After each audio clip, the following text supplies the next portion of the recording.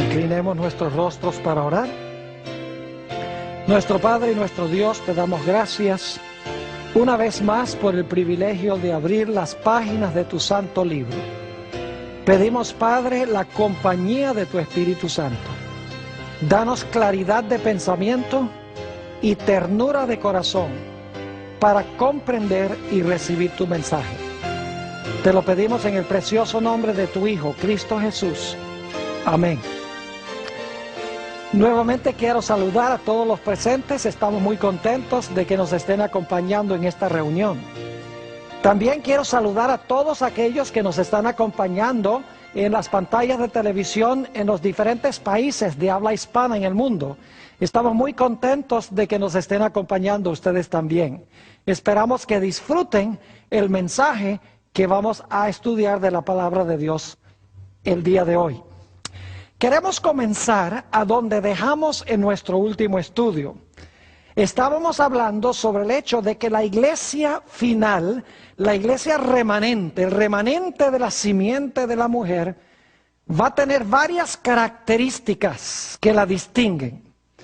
En primer lugar, notamos que es un remanente que va a guardar los mandamientos de Dios, todos, incluyendo el cuarto mandamiento que dice que debemos guardar el santo sábado. La segunda característica que menciona Apocalipsis 12:17 es que esta iglesia final, este remanente final, va a tener el don de profecía o el testimonio de Jesucristo. Ahora, la última vez no estudiamos en detalle el asunto del testimonio de Jesús. Sencillamente nos dimos cuenta en Apocalipsis 19:10 que el testimonio de Jesús es el espíritu de la profecía. Ahora, yo quisiera hoy hablarles sobre el libro de Génesis y la relación que tiene con las profecías de tiempo que menciona la Sagrada Escritura.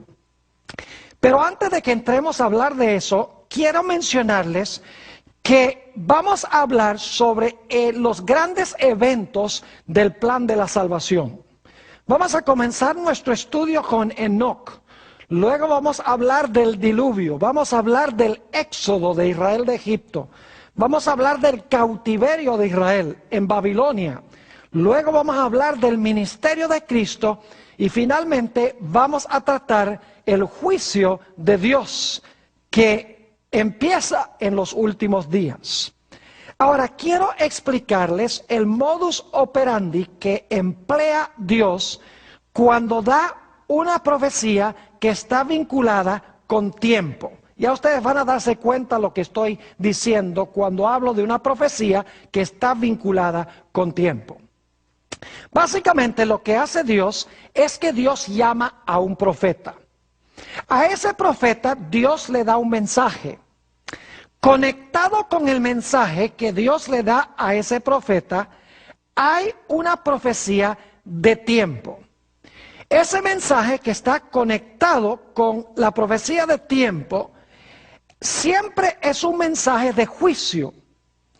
Y lo interesante es que ese mensaje de juicio que Dios le da a ese profeta no es aplicable al tiempo de ese profeta. Es decir, no es verdad presente para el profeta a quien se le da originalmente ese mensaje. Repasando nuevamente, Dios llama a un profeta, le da un mensaje, el mensaje está conectado con una profecía de tiempo, es un mensaje de juicio y ese mensaje no es aplicable a la época de ese profeta. Luego vamos a ver que pasa el periodo de tiempo que está conectado con el mensaje y después que pasa el tiempo de esa profecía, Dios al final levanta a otro profeta. A ese profeta le da el mismo mensaje que le dio al primer profeta. El mensaje que Dios le da a este profeta es también un mensaje de juicio. Y la verdad que no era aplicable para la época del primer profeta, ahora llega a aplicarse definitivamente a la época en que se levanta el segundo profeta. Y lo interesante es que cuando Dios levanta a este segundo profeta, este profeta siempre saca a un remanente fiel de Dios de en medio de la apostasía. Así que vamos a notar varios ejemplos en la Biblia que presentan este modo de operación de Dios. Nuevamente repito, porque es importante que tengamos claro el proceso. Dios llama a un profeta, le da un mensaje. El mensaje está conectado con una profecía de tiempo. El mensaje es un mensaje de juicio y no se aplica a la época de ese profeta. Pasa el periodo de tiempo, Dios levanta a otro profeta. Le dice que proclame el mismo mensaje, porque el tiempo ahora ha pasado, el tiempo que Dios le dio al primer profeta. Ese mensaje que Dios le da a este segundo profeta es un mensaje de juicio y este profeta, bajo su liderazgo, saca a un remanente. Ahora vamos a nuestro primer ejemplo. El libro de Judas es ese librito que se encuentra inmediatamente antes que Apocalipsis, Judas 14 y 15. Judas 14 y 15. Está hablando aquí de Enoc, ese hombre del cual hemos hablado que fue trasladado al cielo de entre los vivos. Dice allí, de estos también profetizó Enoc. Ahora, si Enoc profetizó, tiene que haber sido profeta, ¿verdad que sí?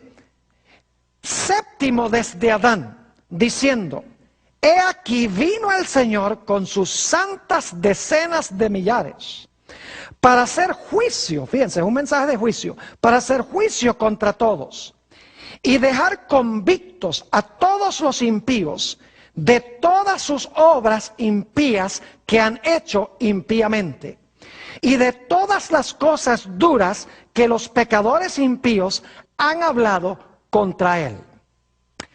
El primer profeta que menciona la Biblia es Enoc. Y dice que Enoc profetizó en cuanto a un juicio que iba a venir contra una generación inicua e impía, según acabamos de leer. No cabe duda que Enoc estaba hablando de dos grandes eventos de la historia. El primer evento del cual estaba hablando era el diluvio en los días de Noé. Y lógicamente el segundo evento es la maldad del mundo antes de la segunda venida de Jesús. Ahora, quiero que notemos el mensaje de Enoc como se aplicó específicamente a la sociedad que existió inmediatamente antes del diluvio, porque está profetizando específicamente en cuanto a estos.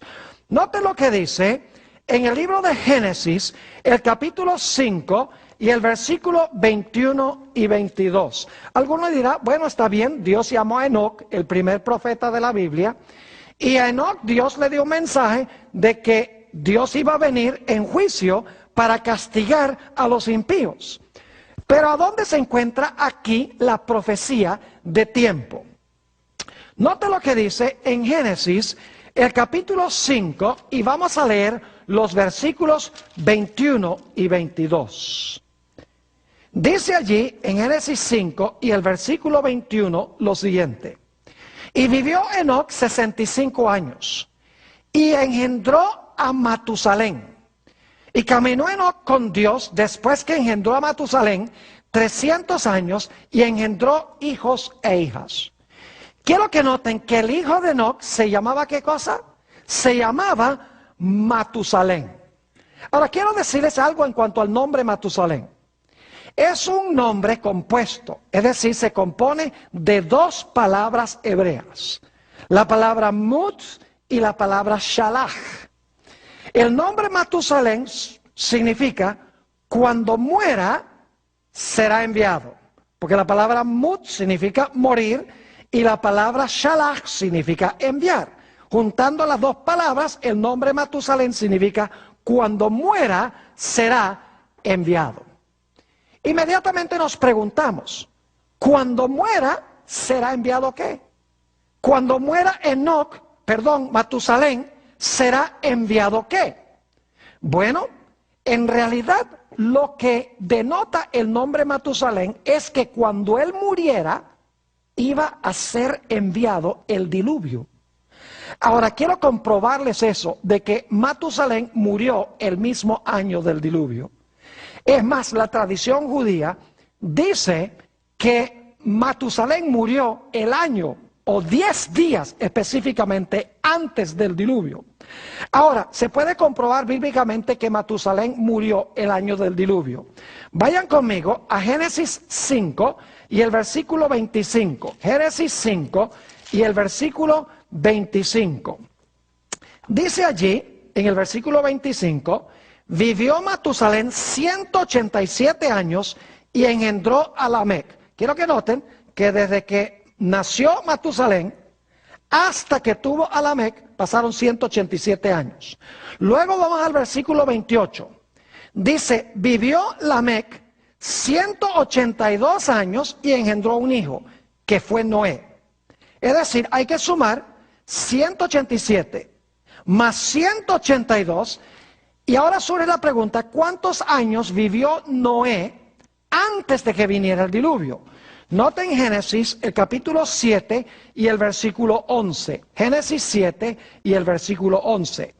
Dice, el año 600 de la vida de Noé, en el mes segundo, a los 17 días del mes, aquel día fueron rotas todas las fuentes del grande abismo y las cataratas de los cielos fueron abiertas. Así que desde el tiempo que nació Matusalén hasta el tiempo que vino el diluvio, lo que tenemos que hacer es sumar 187 años desde que Matusalén nació hasta que tuvo su hijo Lamec.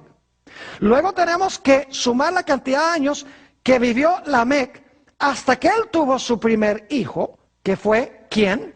Noé. Y luego tenemos que mirar cuántos años vivió Noé antes del diluvio. Ahora, si ustedes suman 187 más 182 más 600, ¿cuánto les da? Les da 969 años. Desde que nació Matusalén hasta el momento en que vino el diluvio. Ahora, ¿por qué es importante eso? Vayan conmigo a Génesis, el capítulo 5 y el versículo 27. Génesis, el capítulo 5 y el versículo 27. Vamos a ver cuántos años fue que vivió Matusalén. Dice allí, en el versículo 27, fueron pues todos los días de Matusalén 969 años y ¿qué? Y murió. Entonces yo pregunto, ¿cuándo fue que murió Matusalén? Murió el año de ¿qué? El año del diluvio, porque entre el tiempo cuando nació Matusalén y cuando vino el diluvio, ya lo vimos en el versículo 25, en el versículo 28 y en Génesis 7:11, pasaron exactamente 969 años. Ahora sabemos por qué es que Enoc le puso a su hijo Matusalén. El nombre significa cuando muera Matusalén será enviado. ¿Será enviado qué cosa? El diluvio.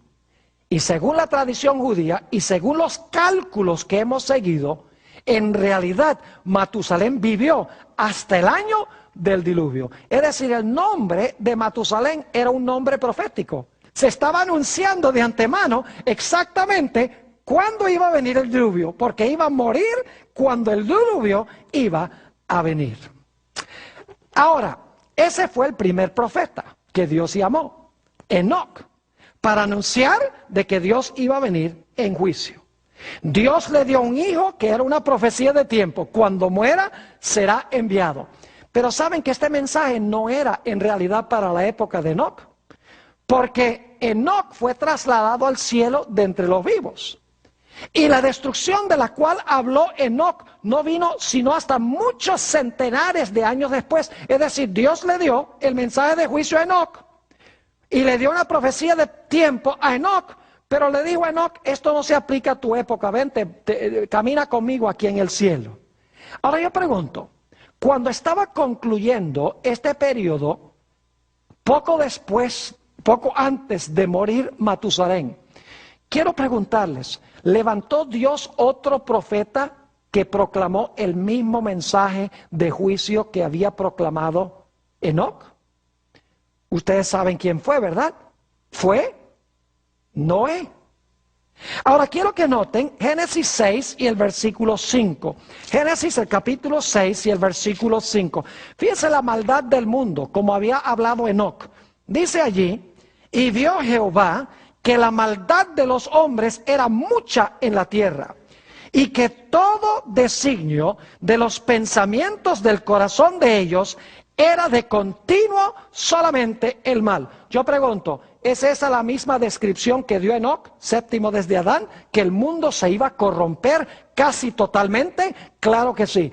Ahora yo pregunto, ¿a quién levantó Dios cuando se estaba terminando este periodo de tiempo para que predicara el mismo mensaje que había predicado Enoc? Fue Noé. Noten lo que dice en Hebreos el capítulo 11 y el versículo 7. Hebreos el capítulo 11 y el versículo 7 tiene el cumplimiento de esto. Dice allí en Hebreos 11, 7 lo siguiente.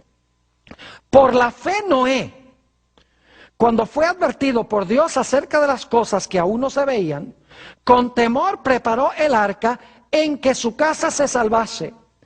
Y por esa fe condenó al mundo y fue hecho heredero de la justicia que viene por la fe. Fíjense que dice que Noé, por construir el arca, condenó ¿a qué?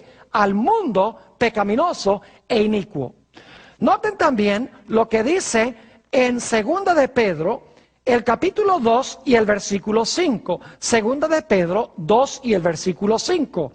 Dice, y si Dios no perdonó al mundo antiguo, sino que guardó a Noé, pregonero de justicia, es decir, predicó la justicia con otras 7 personas, trayendo el diluvio sobre el mundo de los impíos. Es decir, Dios llamó a Noé cuando este periodo, denotado por el nombre de Matusalén, estaba llegando a su fin. Noé predicó el mismo mensaje, que Dios iba a venir en juicio para castigar al mundo por su maldad. Lo que no era verdad presente para el tiempo de Enoc, ahora sí era verdad presente para los días de Noé. Ahora yo pregunto, ¿Noé sacó a un remanente al final de este periodo? Claro que sí. Note lo que dice Génesis, el capítulo 7 y el versículo 23. Génesis 7, 23. Dice, así fue destruido todo ser que vivía sobre la faz de la tierra, desde el hombre hasta la bestia, los reptiles y las aves del cielo, y fueron raídos de la tierra, y quedó solamente Noé y los que con él estaban en el arca. Es decir, que Dios al final de este periodo sacó a un remanente. Ahora fíjense cómo Dios operó en este primer ejemplo que encontramos en el libro de Génesis. Dios llamó a Enoc, le dio en el nombre de su hijo una profecía de tiempo, cuando muera será enviado. Era un mensaje de que Dios iba a venir a castigar al mundo por su impiedad. No era ese mensaje para la época de Enoc, porque Enoc se fue para el cielo. Ya cuando este periodo estaba llegando a su fin, faltaban solamente 120 años para que muriera Matusalén, Dios levantó otro profeta. Ese profeta fue Noé. Predicó el mismo mensaje que predicó Enoc, un mensaje de juicio. Ahora el periodo de tiempo estaba por concluir. Es decir, lo que profetizó Enoc ahora era verdad presente, se iba a cumplir en los días de Noé. Y Dios sacó a través de Noé o salvó a un remanente. Ese es el primer ejemplo de la Biblia. Ahora notemos nuestro segundo ejemplo de cómo Dios opera de este medio cuando Dios da una profecía de tiempo. Llama a un profeta y le da una profecía de tiempo. Vamos a Génesis, el capítulo 20 y el versículo 7. Génesis, el capítulo 20 y el versículo 7. Nuestro segundo ejemplo también viene de Génesis. Ahí comienza todo el proceso. Génesis 20 y el versículo 7. Note lo que dice aquí en cuanto a Abraham. ¿Saben ustedes? A veces no pensamos de Abraham como profeta, pero Abraham era profeta. Note lo que dice Dios a Abimelech. porque Abraham le había dicho que Sara era su hermana, lo que no le contó es que era su esposa también. Ahora, en ese contexto dice en Génesis 27, Dios a Abimelech, ahora pues, devuelve la mujer a su marido, es decir, a Abraham, porque es ¿qué cosa? Porque es profeta, y orará por ti y vivirás, y si no la devolvieres, sabe que de cierto morirás tú y todos tus hijos. Fíjense que Abraham era un ¿qué? Era un profeta. Ahora surge la pregunta, ¿será que Dios le dio a Abraham una profecía de tiempo? ¿Y vinculada con la profecía de tiempo un mensaje? Claro que sí. Vayan conmigo a Génesis, el capítulo 15. Génesis, el capítulo 15, y voy a empezar leyendo en el versículo 13. Génesis 15, 13. Dice, entonces Jehová dijo a Abraham, ten por cierto que tu descendencia morará en tierra ajena, y será esclava allí, y será oprimida 400 años. ¿Hay una profecía de tiempo aquí? ¿Sí o no? Claro que hay una profecía de tiempo. Pero fíjense lo que dice en el versículo 14. Mas también a la nación a la cual servirán, ¿qué va a hacer Dios? Juzgaré yo. Y después de esto saldrán con gran ¿qué? Saldrán con gran riqueza. Es decir, Dios llamó a Abraham, un profeta. Le dio a Abraham un mensaje. Y es que el pueblo de Israel iba a ser esclavo, pero al final de ser esclavo, 400 años, Dios iba a intervenir para librar a Israel de esclavitud o de servidumbre. Es decir, Dios iba a juzgar a los que oprimían al pueblo de Israel. Y Dios iba a sacar a un pueblo remanente de la servidumbre. Ahora yo pregunto, ¿este mensaje era para la época de Abraham? No. Nota lo que dice el versículo 15 de Génesis 15. Dios le dice a Abraham, y tú vendrás a tus padres en paz, y serás sepultado en buena vejez. Es decir, tú te vas a poner viejito y vas a morir, y esto no se va a cumplir en tus días. Esto no es para ti, es para la generación que vivirá al final de este periodo. Ahora yo pregunto, al terminar los 400 años, ¿levantó Dios a otro profeta que proclamó el mismo mensaje? Un mensaje de juicio, que trajo juicio, y que en realidad libró al pueblo de Israel de esclavitud, ¿sí o no? Claro que sí. ¿Cómo se llamó ese profeta? Ese profeta se llamó Moisés. Noten Éxodo, el capítulo 3 y el versículo 12. Éxodo, el capítulo 3 y el versículo 12, hablando de este libertador. Dice allí, y él respondió a Moisés, Dios a Moisés, ve porque yo estaré contigo, y esto te será por señal de que yo te he enviado. Ahora escuchen, cuando hayas sacado de Egipto al pueblo, serviréis a Dios sobre este monte. ¿Había dicho Abraham que Dios iba a sacar a su pueblo de Egipto, sí o no? Ahora, según Éxodo 3:12, ¿quién lo sacó? Dice que Moisés lo sacó. Es decir, Moisés es el segundo profeta que Dios llama al final de este periodo. Y ¿saben lo interesante? Es que en Éxodo 12, 40 y 41, dice que el mismo día que se cumplieron los 400 años, Dios sacó a su pueblo de Egipto por el liderazgo de Moisés. Qué interesante que al final de este periodo Dios llama a otro profeta, Moisés. Le da el mismo mensaje de que ahora Dios va a intervenir para liberar a su pueblo, va a juzgar a los egipcios y que ahora Moisés saca el remanente del cual habló Abraham.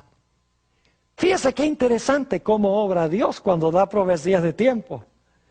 Llama a un profeta, le da un mensaje, el mensaje es un mensaje de juicio, vinculado con el mensaje de una profecía de tiempo, el mensaje no es para su época. Al final del periodo o hacia el final del periodo, levanta Dios otro profeta, proclama el mismo mensaje, un mensaje de juicio y dice, aquello que habló el primer profeta, ahora se va a cumplir. Dios me ha llamado para cumplirlo. Y salva ese segundo profeta a un pueblo remanente. Ahora vamos a nuestro siguiente ejemplo, y tal vez alguien se esté preguntando si Moisés era profeta, porque generalmente no pensamos de Moisés como profeta. Déjenme darles un versículo antes de ir a nuestro próximo punto, que comprueba que Moisés fue profeta. Es más, vamos a leerlo, Oseas 12 y el versículo 13, antes de ir a nuestro próximo punto. Oseas 12, 13, pues no debemos dejar este asunto sin quedar claro, porque alguien podría decir, bueno, la Biblia no dice que Moisés era un profeta. Vamos al libro de Oseas y vamos a ver si es que en verdad Moisés era profeta. Oseas el capítulo 12, Oseas el capítulo 12, y vamos a leer el versículo 13. Dice allí, y por un profeta Jehová hizo subir a Israel de Egipto, y por un profeta fue guardado. Ahí está claro que el que sacó a Israel de Egipto fue un profeta, Moisés, y que Israel fue guardado por la mano de un ¿qué? De un profeta. Ahora vamos a nuestro siguiente ejemplo.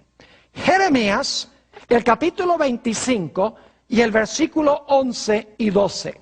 Jeremías 25 y los versículos 11 y 12. ¿Ustedes creen que yo necesito leer algún texto de la Biblia para comprobar que Jeremías era un profeta? Yo creo que no necesitamos hacerlo, pero déjenme mencionarles un texto donde se dice que Jeremías fue profeta. En Jeremías 1 y el versículo 5, no lo vamos a leer, dice que Dios llamó a Jeremías como profeta desde el vientre de su madre. Es decir, Jeremías era un profeta. Ahora yo pregunto, ¿será que Dios le dio a Jeremías una profecía de tiempo? Y un mensaje conectado con esa profecía de tiempo, un mensaje que tenía que ver con juicio. Noten Jeremías 25 y el versículo 11 y el versículo 12. Dice Jeremías, hablando de la tierra de Israel, de Judá, toda esta tierra será puesta en ruinas y en espanto. Y servirán estas naciones, incluyendo a Israel, al rey de Babilonia 70 años. ¿Le dio Dios a Jeremías un mensaje que tenía que ver con tiempo? Claro que sí. ¿Dijo Jeremías que el pueblo iba a estar cautivo 70 años? ¿Cómo no? Pero ahora noten el versículo 12.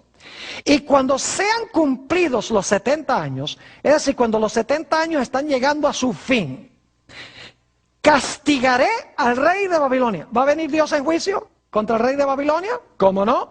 Dice, castigaré al rey de Babilonia y a aquella nación por su maldad, ha dicho Jehová, y a la tierra de los caldeos, y la convertiré en desiertos para siempre. Dios promete al final de los 70 años venir en juicio contra Nabucodonosor y sacar a su pueblo de servidumbre para llevarlos de regreso otra vez a su tierra.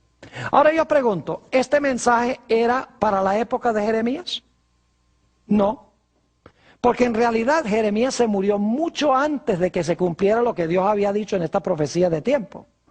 Jeremías murió, fue sepultado, pasaron los años de cautiverio sin que el pueblo fuera librado. Es decir, que este mensaje se lo dio Dios a Jeremías, pero no era para el tiempo de Jeremías.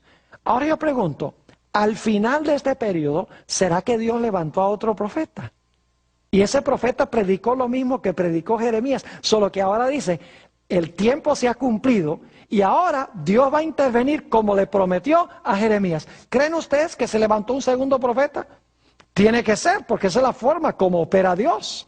Noten lo que dice Daniel, el capítulo 9, Daniel, el capítulo 9 y el versículo 1 y 2. Daniel, el capítulo 9 y el versículo 1 y el versículo 2. Miren qué interesante estos dos versículos que encontramos aquí. Dice allí, en Daniel 9:1, en el año primero de Darío, hijo de Asuero, de la nación de los Medos, que vino a ser rey sobre el reino de los caldeos, En el año primero de su reinado, y dicho sea paso, ese año primero del reinado de Darío es el año 538, ya están por terminar los 70 años, terminan en el año 536, es decir, faltan 2 años. Dice en el versículo 2, en el año primero de su reinado, yo Daniel miré atentamente en los libros el número de los años de que habló Jehová al profeta Jeremías, que habían de cumplirse las desolaciones de Jerusalén en 70 años. ¿Qué era lo que estaba estudiando Daniel al final de este periodo? La profecía de los 70 años de Jeremías. ¿Y por qué estaba estudiando Daniel la profecía de los 70 años? Porque ahora Daniel, Dios lo iba a usar para librar al pueblo de Israel de Babilonia, para regresar a su tierra, para reedificar el templo y restablecer su ciudad y su religión. Es decir, lo que no era verdad presente en los días de Jeremías, ahora era de actualidad y de verdad presente para los tiempos del profeta Daniel. Y yo pregunto, ¿sacó Daniel bajo su liderazgo a un remanente de Babilonia para regresar a la ciudad de Jerusalén? La respuesta es que sí.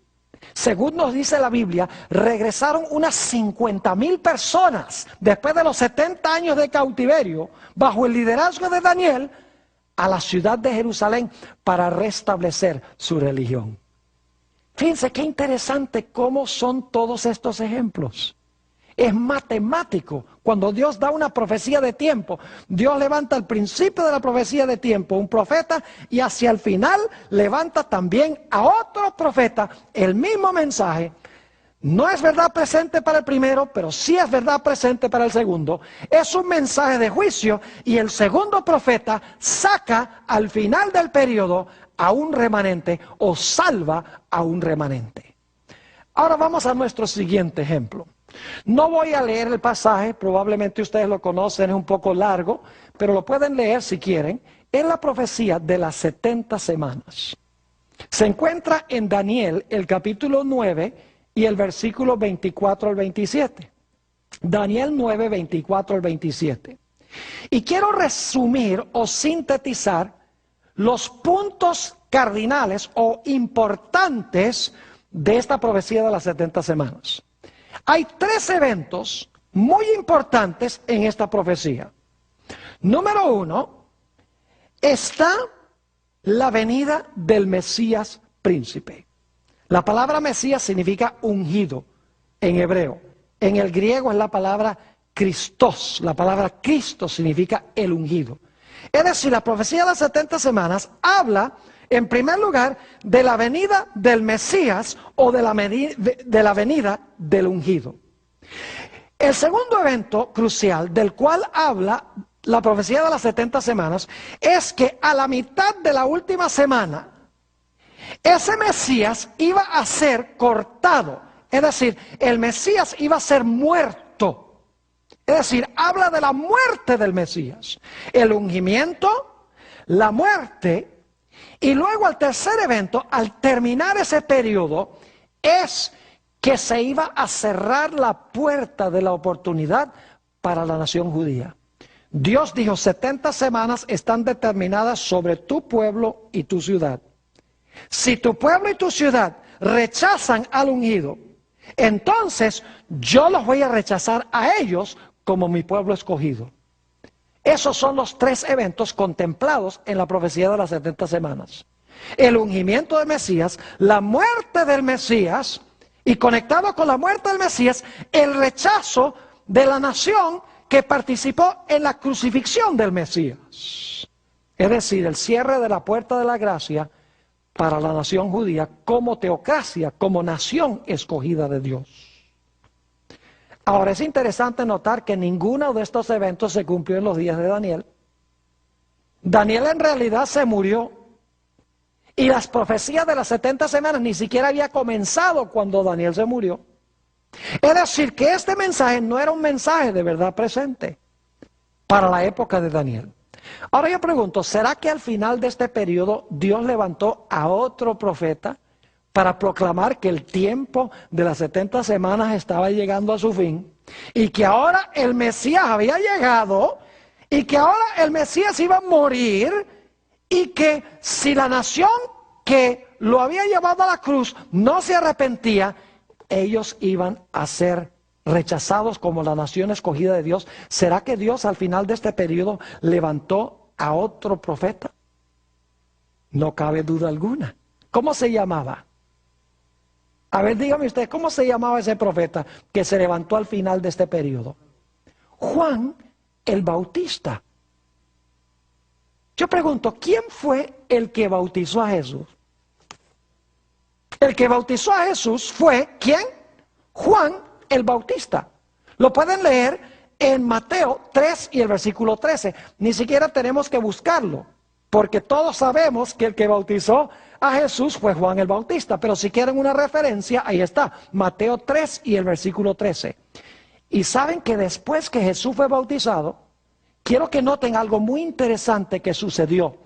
En el Evangelio según San Juan, el capítulo 1 y el versículo 41, encontramos un episodio supremamente interesante. En Juan 1 y el versículo 41. Aquí encontramos que Andrés le va a hacer un anuncio a su hermano Simón, es decir, a Pedro. Y dice allí en el versículo 41, es decir, Andrés, halló primero a su hermano Simón. Jesús estaba recién bautizado. Y le dijo, hemos hallado ¿a quién?